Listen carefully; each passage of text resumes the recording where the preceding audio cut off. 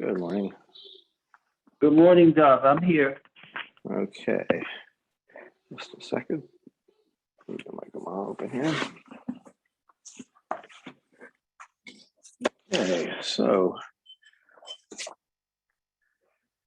where are we up to? Today's stuff is 5. We got up to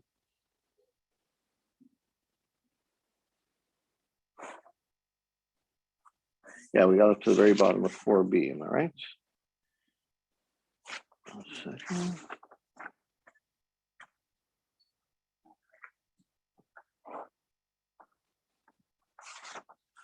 Oh, wait a minute.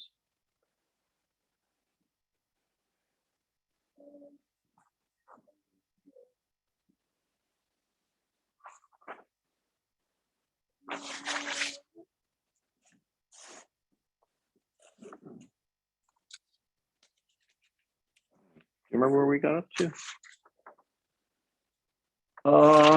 That's a very good question. I don't.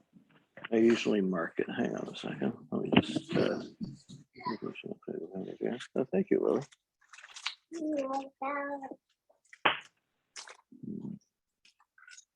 Yeah. Okay. This is looking familiar.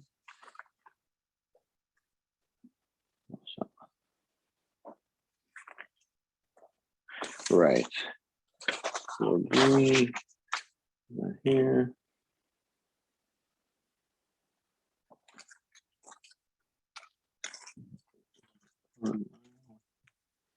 Okay, yes.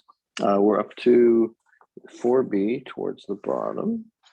About 8 lines from the bottom. Okay. Last one in line. So the Mishnah had said, you can repair a damaged canal on Chol Moed. So what does it mean it was damaged? How do you define that? As opposed to new one you can't dig, but you can repair it. If it was if the like dirt fell and it needed to be dredged basically, and it's currently only 1 tefach deep, it needs to be deeper, so you can restore it to a depth of 6 tefach. Okay, so in other words, you can so pshita, so it's obvious chatzi tefach al shlosha tefachim. So if you take the same ratio, right? Let's say it's only a 3 tefach deep canal, and now it's fallen in and it's only half a tefach deep. So the ratio of 1 to 6 is the same as 1/2 to 3. So that's certainly okay, because it's less effort after all, right? I mean, the whole problem is too much effort. So it's certainly to restore it to 3 tefach is less effort than restoring the standard canal from 1 tefach to 6, which is digging 5 tefach deep. Kevin Love or Maya Lokluhu. But the Gemara takes another a little bit different approach.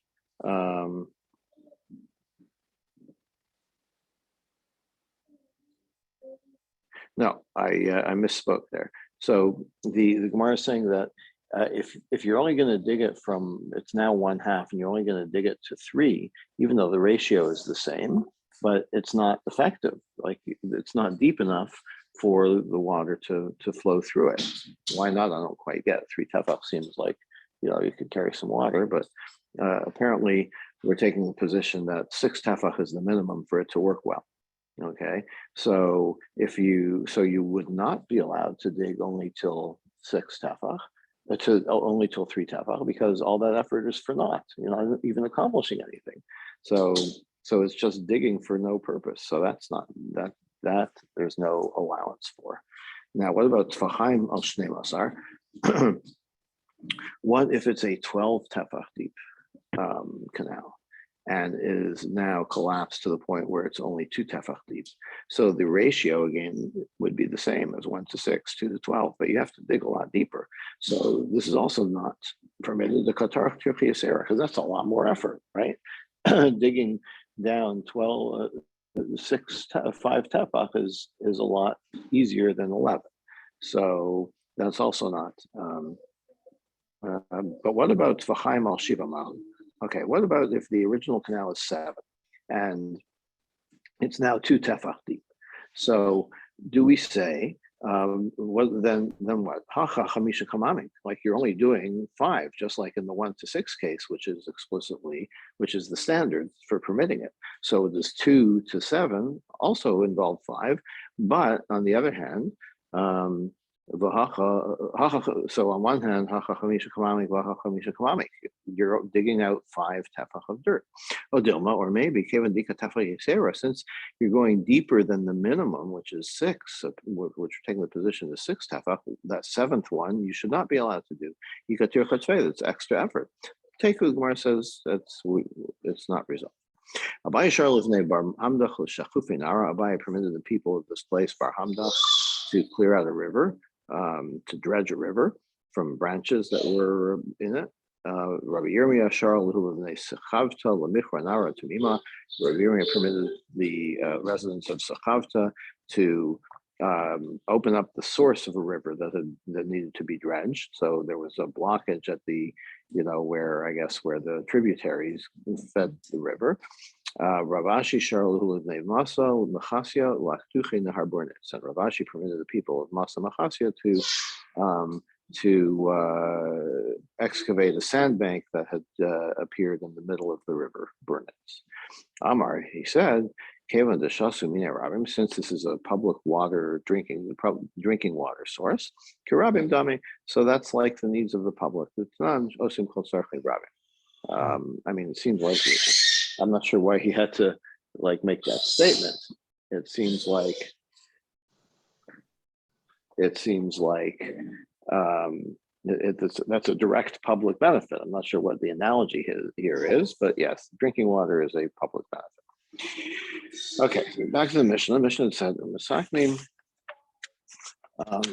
kilkulei mayim sherishusa rabim." You can repair reservoirs, cisterns, in the public domain. So chatita in chafir alo, so that means that you can repair them, but you can't dig new ones. Rabbi Yaakov said,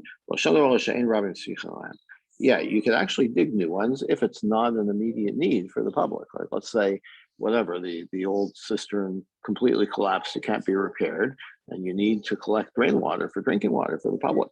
So in that case, you would be allowed to dig a new one. But if you have perfectly good cistern and you have a public works project to build a new one, building the new one is not something you can do on Chol Hamoed in that case. So if it's for the public good, in other words, it's an immediate need, then you can even dig a new one. So more questions that. So what if the public needs it? Here's a counter source.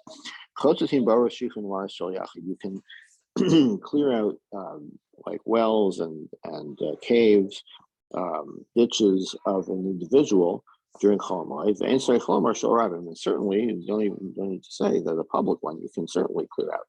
But you cannot dig a new cistern for the public, and certainly not for an individual. Aren't we talking about where it's needed for immediate use, right? So this brisa seems to say that you cannot dig a new cistern for the public. Where it says no, we're talking about where it's a long range project. It's not an immediate need. That's when you cannot dig new ones.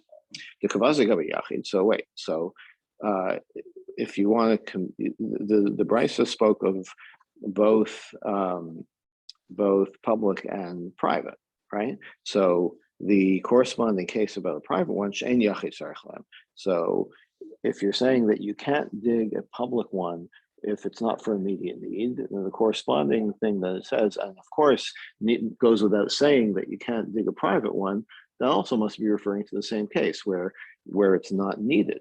But doesn't that imply, or so in that case, chatita mishari, then why would you permit clearing it out? If we're talking about an individual that doesn't need it right away, then you can't even clear it out.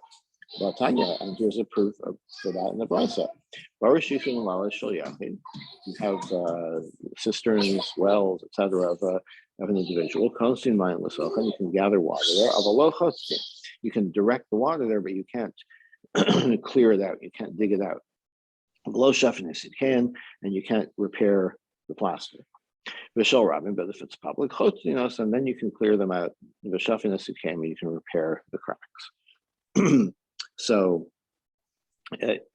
if the first brisa, which allows you to clear the debris for an individual's pit, if that refers to where it's needed for the Chol Moed, for the holiday, then you can say that this brisa refers to where it's not needed right away. But if the earlier one refers to where the pits aren't required, and the brisa still permits an individual's pit to be cleared out, so how do you explain the second brisa, which says you're not allowed to do that? B'elamai. So Mar says, okay, so what do you think it is? So now you want to say that this brisa, the first brisa is when the individual needs them for Yom Tov.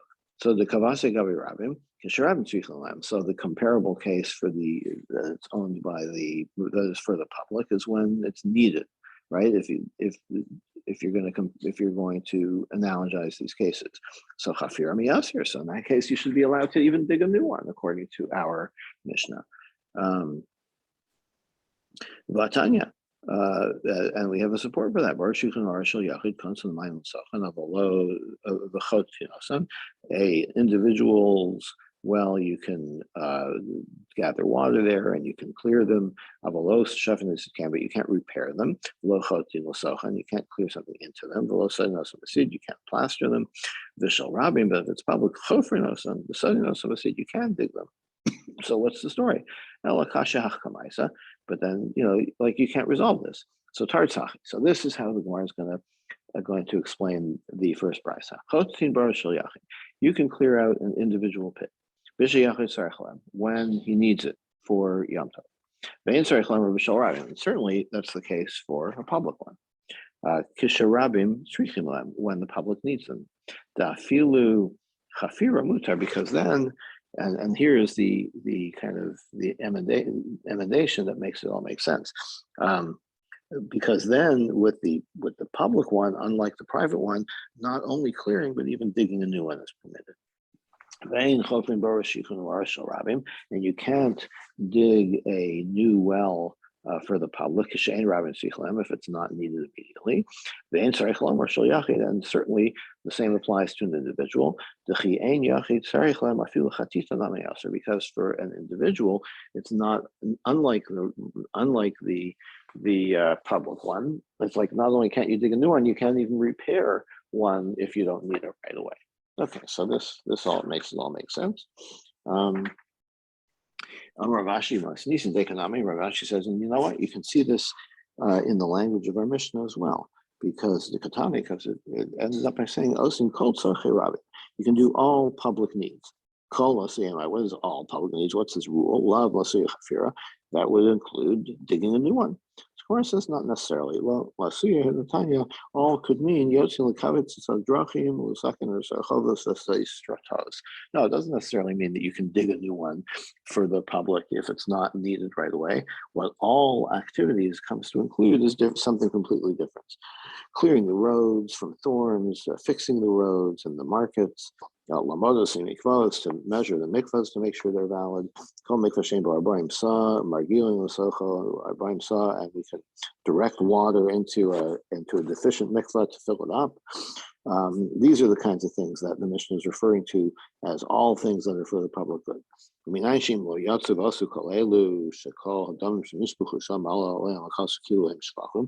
is it important to do this? Because if the community fails to do these things and someone gets killed, right, then it's blood on their hands. It's blood on the community's hands because they didn't take care to fix the roads and look after things that people that the public needs. It quotes the verse in the Torah that refers to the ceremony of the Eglah Rufa, the calf that you break its neck as part of a ceremony, of the ceremony where if someone is killed in between, you find the dead body in between two cities, and you don't know who's responsible. So the elders of those cities, or the communities of those cities, symbolically take responsibility for this having happened. So the same applies here. It's saying that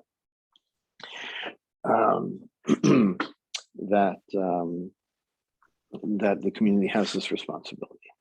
Okay, so that's what all things for the public good means. So Gemara says, wait, but you don't need to include that from a general principle. We actually, those things are explicitly stated elsewhere. The Mishnah says, the community has to fix the roads and the streets and the mikvahs. So that's not included in the general rule, it's included in specifics.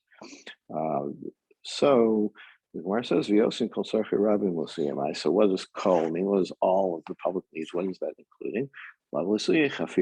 It must be digging a new cistern, which we haven't referred to explicitly.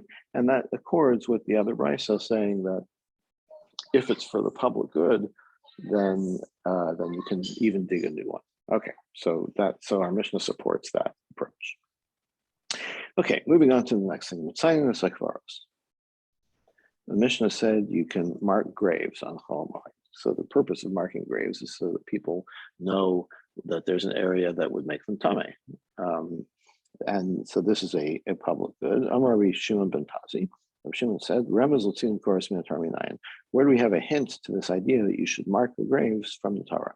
The Talmud Lomar, because the scripture says in the book of Ezekiel, V'ra'a etzem adam uvana etzlo tziyun. So this is in the passage about the dry bones, the valley of the dry bones, and it refers to an apocalyptic battle.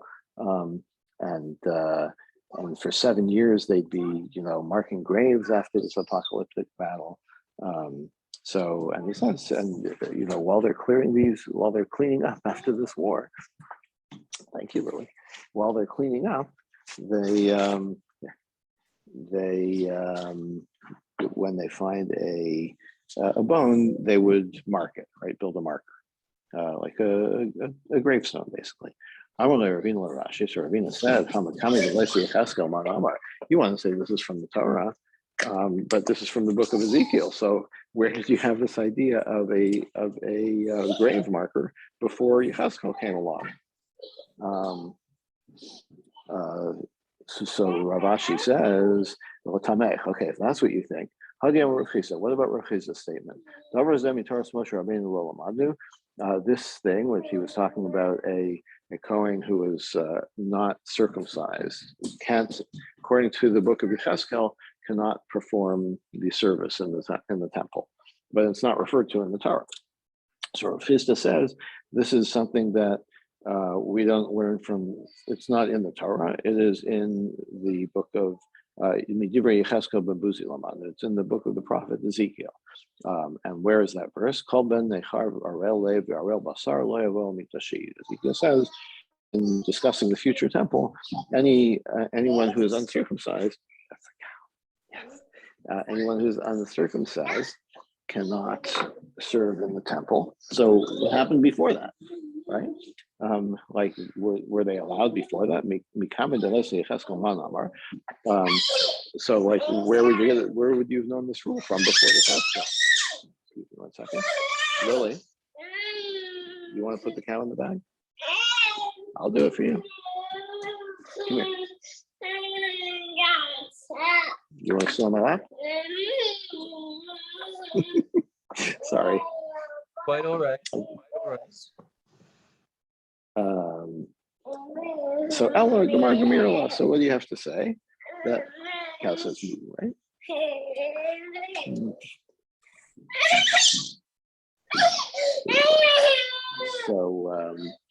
So you have to say it's a tradition, right? It was a halachah Moshe Misiani. It's an oral tradition, and Yecheskel wrote it down. So in other words, the rule was always there, and Yecheskel wrote it down. And Ezekiel came and put it in scripture in his book. You can say the same thing about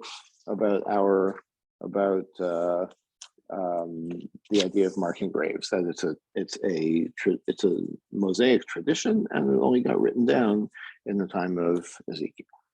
Rabbi Avo says another source for Tamei Ikra. So this is actual source in the Torah, that when a person is a Mitzvah, so he is exiled from the camp or from the community while he has his tzaras, and he has to call out Tamei. Right? In other words, he has to announce that, like, I am Tamei, like, stay away. So one interprets this as Tuma Karolo Vomeris Lo Perosh.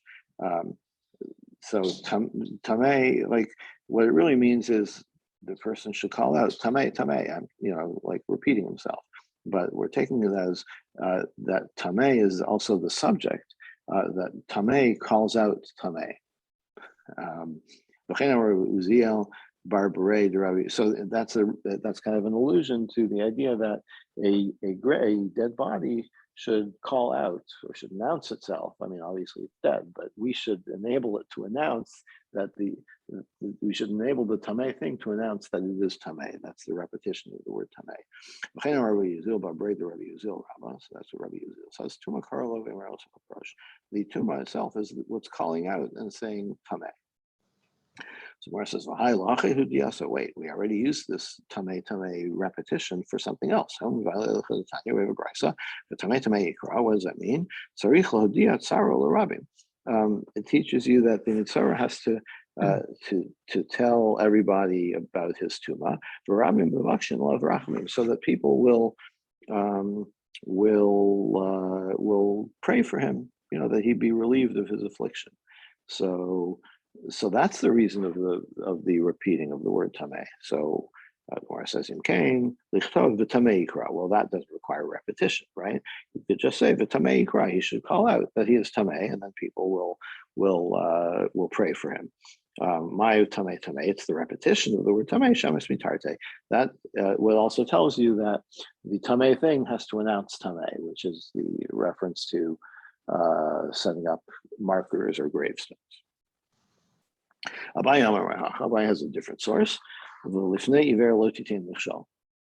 should not put a stumbling block before the blind. So, in other words, if you know that there's tuma somewhere, that there's a grave somewhere, then don't let other people, don't let other people stumble upon it, as it were, and become tamei. You should put up a marker so that to prevent them from falling into this trap. Rav Papa Amar V'Amar Solo Panadarach. Papa is a different source. This is also from the prophets, I think from Isaiah. Solo Panadarach, clear out the road. So it's not referring to anything to do with dead bodies.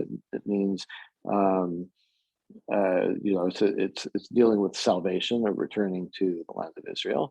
But pave the road, clear the road, and that's alluding to like clearing a path that you can walk on without becoming tough. Rav Chinna Amar, Rav Chinna says it's from the conclusion of that verse. Harimu Michshol Miderachami, pave the road and remove obstacles from my people's path. So again, it's not referring to a real path; it's a metaphorical path. But we're taking it as an indication that you should clear a path so that there's a way to pass by without becoming tamei, by marking the places that are tamei. Rabbi Yeshua says, this is from the advice of Yitro to Moshe when he said, your job is not to adjudicate all the disputes. Your job is to set down the principles. You should tell them how they should behave. But the way he puts it, you should let them know the path they should walk on. Right? So the path they should walk on should be free of tuma. Marzutra has a different delusion. You should warn or separate the people from their tuma. Well, that's pretty straightforward, right? Like if you mark the places that are tamei, then you can stay away from them.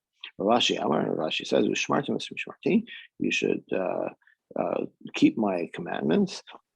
Assume mishmeres lemishmarti. Make a safeguard for my truma. Like truma is called a mishmeres. It's called something that you guard, you watch over, that you're careful with. So if the shamruas mishmarti means take care of my truma. And how do you take care of truma? By making sure it doesn't become tameh, again, by marking the graves. Ravina Amar v'sam derech aranu b'yesh Elohim. Another verse, one who sets the way, I'll show him the salvation of God. So setting the way is, again, taken as an allusion to marking the paths where they are tameh and where they are not. Amar Rav Shua ben Levi, Rav Shua said, Kol Hasham or Chosav, he's digressing on this last verse, anyone who appraises his ways, who evaluates his ways, his behavior, Zocha b'Rabbi Yeshua Shal Kadosh Baruch Hu, then he will see God's salvation. Shenamar v'sam derech, this verse we just had, someone who sets the way, we're not going to read it, v'sam derech, el v'sham derech, to evaluate the way. V'sham derech, one who evaluates his behavior, around the b'yesh Elohim, he will see God's salvation. Rav Yana had a student. Every day he would ask him questions. But if it was on the Shabbos of holidays, he wouldn't ask him questions. So why not? So apparently because there were a lot of people on the Shabbos of the holidays. There was like nobody had anything to do. Everybody was relaxed. They could come to shul and listen to the sermon. And so the student wouldn't, interrupt with questions because he didn't want to put Rabbi Yanai on the spot. Whereas when he was studying with him privately or in a smaller group, that wasn't really an issue. Karolei. So Rabbi Yanai said about this student, the Sam Derech Arenu B'Yesh Elohim, someone who praises, who evaluates his behavior, he will see the salvation of God. In other words, he was complimenting the student for being sensitive. Rabbi said, you do not place a marker, a grave marker,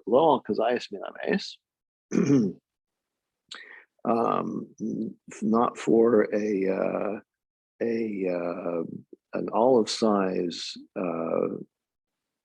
a piece of flesh from a dead body, not on a barley-sized piece of bone.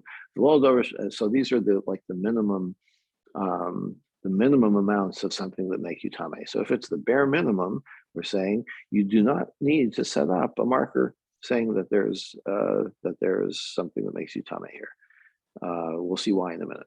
And also for anything else that doesn't make you tameh if you're under the same roof, because there's no need, right? If it doesn't make you tameh, then you don't have to mark it. But you do mark if you have the spinal column or the skull, because those things are considered significant enough, even though it's not a large enough piece, it still makes you tameh. And also al rov binyan vel rov minyan hames. And also even if you don't have the spinal column or the skull, but if you have most of the skeleton or most of the number of bones, those do make you tameh. Of course, if you touch, even a single bone, then you become tameh. We're talking about if you're under like the canopy of a tree or something, then it has to be a more significant piece of the dead body to make you tameh. And you don't make markers for the site of where it's definitely tumah. Like if it's a graveyard, if everybody knows it's a graveyard, you don't have to mark it because everybody knows it's a graveyard. Obviously, there are dead bodies there. But you make markers for where it's not clear if this is a graveyard, and you discover that there is dead bodies there, then you mark them. What is a uncertain site?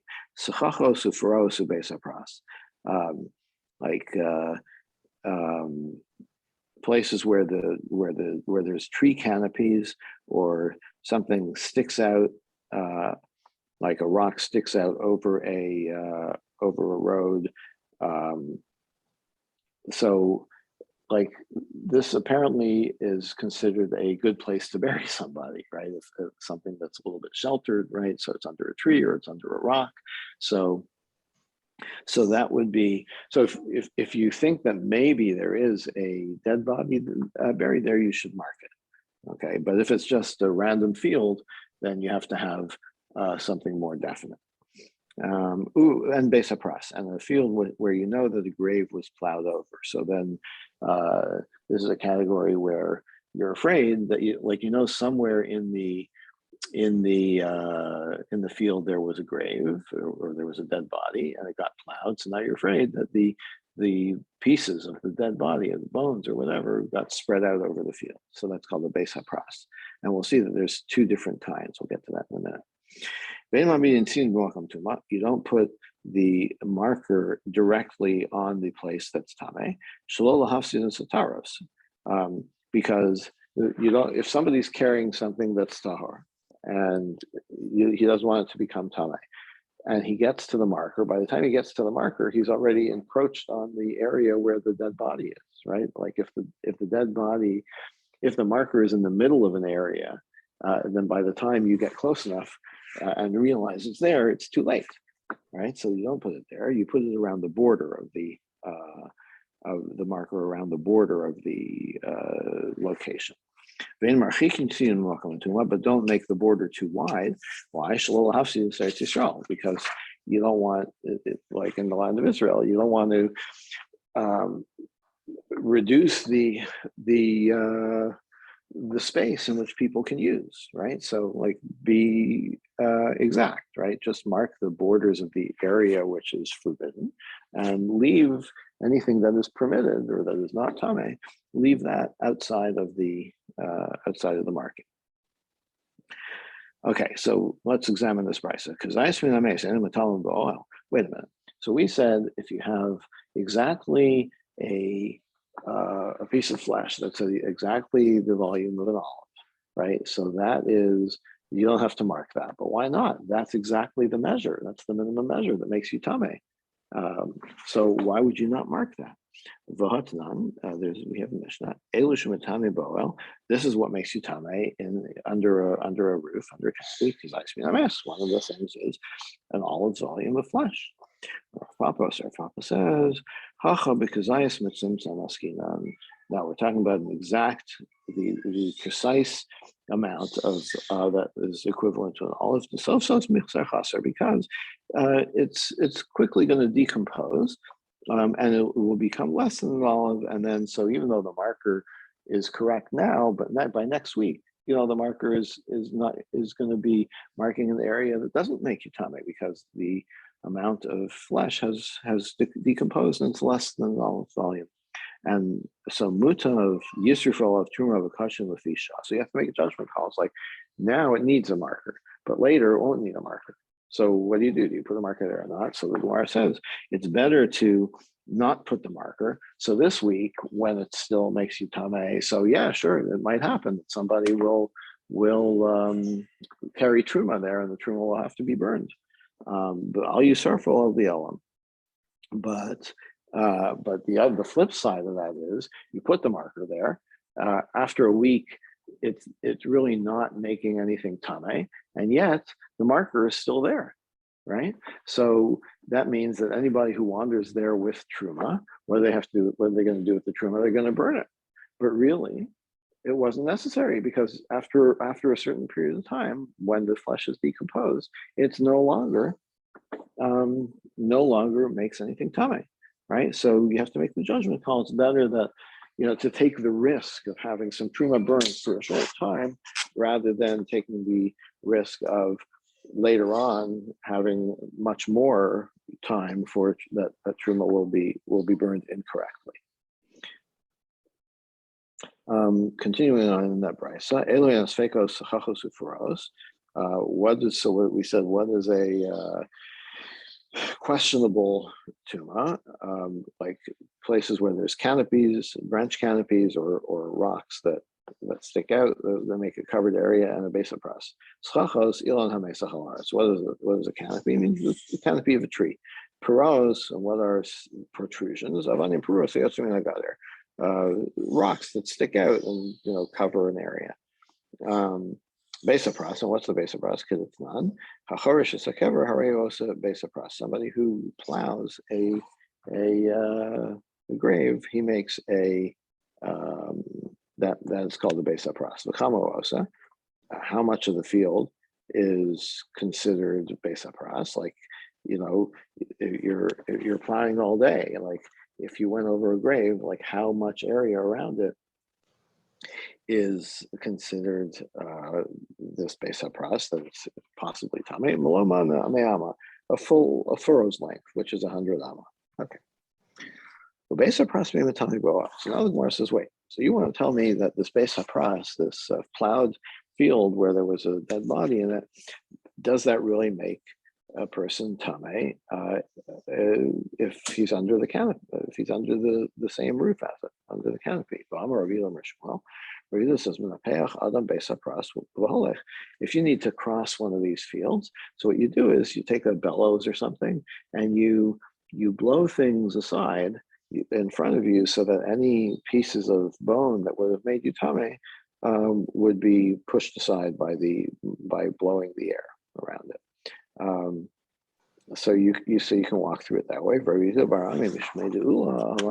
Said, no, if a lot of people have already traveled on this thing since it was plowed, you don't have to worry about it anymore. Because any bone fragments would have been trampled and they're under the ground, right? Now, if it's under the ground, that means that it has a covering, right? And if it has a covering, that means that if you are above it, you would still become tame, okay? So it appears that by saying that it's not a problem if the bone fragments have gone underground, that's the equivalent to saying that there is no tumas ohel, that these bone fragments in the besa pras do not make you tame by being under the same canopy. And that's why Rabbi Yehuda says you're allowed to walk on it if we can assume that all the bone fragments are now underground. Or if Papa Lakasha, or Papa says it's not a problem. There's two kinds of besa pras. Kan besada shava vakever. If you have a field where you know that somewhere in that field there's a grave and you don't know where. So that's like a lost grave. Okay, that kind of besa pras, we do say that the bones make you tame through being under the same roof. But if you know that what Shmuel was talking about, where you can blow the dust or the dirt in front of you, that's where you knew exactly where the grave was and you plowed over the grave. There, that kind doesn't have tuma by way of the roof. Is that really called a besa pras? And yes, it is, but not. As we have a Mishnah, Shlosha besa pras, saying there are three cases that are called besa pras. Sadash never bakever, a field where somewhere in there's a grave, but you don't know where. Sadash nachrash bakever, a field where you know there was a grave and it was plowed over. Usadei bochi, and the wailing field, the crying field. What's a crying field? Ma'aseh bochi, what does that mean? Rabbi Yeshua barav Mishmei Ulama, Rabbi Yeshua said, Sadash shemaftirin b'mesim. So if you're transporting a body from one town to the next for burial, so you've got the undertaker from town A brings it as far as town B, and then the undertaker from there. They had probably strong union rules, right? I'm not going to run the funeral in your town, right? So there was a handover, and where was this handover take place? In that place was called Sedei Bochim, the field of tears. Right, Tama, why? So why is that in the besa pras?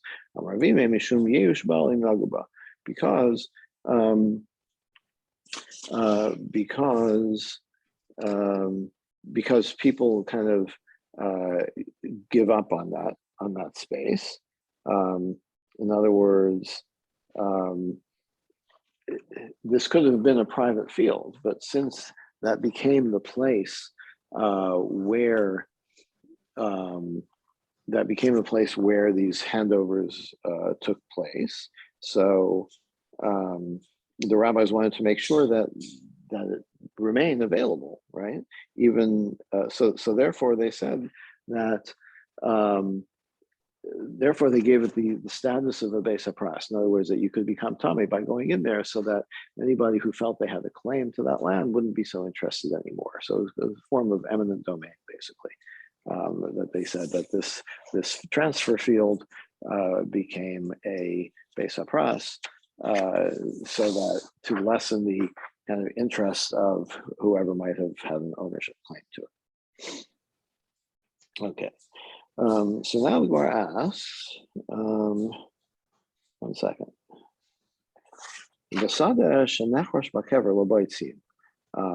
So, all right, so you're saying that only the first kind of Beis HaPras, which the lost grave, that needs a marker, and not the kind that that you plowed over an actual grave, a known grave. But Tanya, I want to ask a question that from this brisa. If you find a marked field, but you don't know how, like why it was marked. You don't know which kind of Beis HaPras it is. Is it because of a lost field or a plowed over, a lost grave or a plowed over grave? So here's a sign. If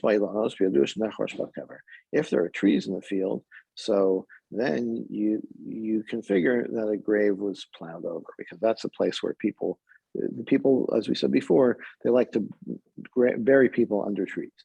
Ain't by lanos, but if there's no trees, if you have a marked field that has no trees, so it must be that there was somewhere in the field there was a grave, and we don't know where it was. Rabbi Yehuda says, Ad she'esham zaken or talmid.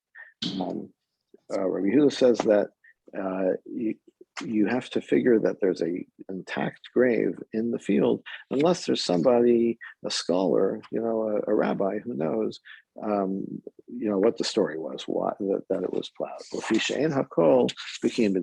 Because not everybody's an expert like this. Like, don't go with the rumors. You have to go with people who are knowledgeable and expert and responsible for these things. So you see from that you put a marker even on a field that has a plowed over grave, not just a lost grave. We're talking about there was a lost grave, so they marked it. And then you want to determine if it was plowed after that. So yesh vailanos, so it could be both, right? It could be a lost grave which became a plowed, a plowed field grave, a plowed grave. So yesh vailanos v'yadush nechosh b'kever. So if it has trees, then you can figure that that it did get plowed.